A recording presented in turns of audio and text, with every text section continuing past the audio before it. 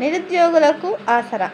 అది ఏంది, ఎందుకు, ఏం ఆసరా ఇస్తున్నారని తెలుసుకునే ముందు ఇంకా మన ఛానల్ సబ్స్క్రైబ్ చేసుకునే వాళ్ళు ఎవరైనా ఉంటే దయచేసి సబ్స్క్రైబ్ చేసుకొని లైక్ చేసి షేర్ చేసి మీ ఫ్రెండ్స్కు రిలేటివ్స్ అందరికీ సబ్స్క్రైబ్ చేసుకోమని చెప్పండి.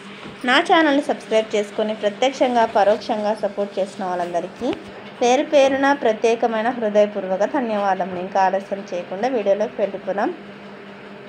ఎన్టీఆర్ విద్యోన్నతి తిరిగి ప్రారంభించండి. నిరుద్యోగ ఐకాస. ఈనాడు అమరావతి.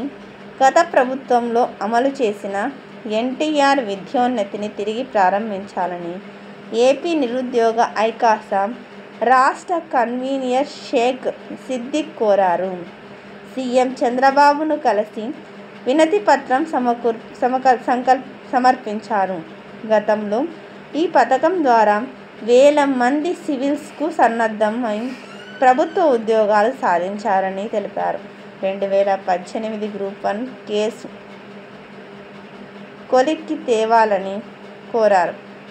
సీఎంను కలిసిన వారిలో ఐకాసా నాయకులు గంగాధర్, సుల్తాన్, ఖాజా హుసేన్ ఉన్నారు. అవునమ్మా, అది మాత్రం నిజమే. అప్పుడు నేను కూడా ఆ కోచింగ్ ఫ్రీగా తీసుకొని మా ఆర్ట్స్ కాలేజీలో ఉచితంగా ₹1 కూడా లేకోకుండా తీసుకున్నందువలన మంచిగా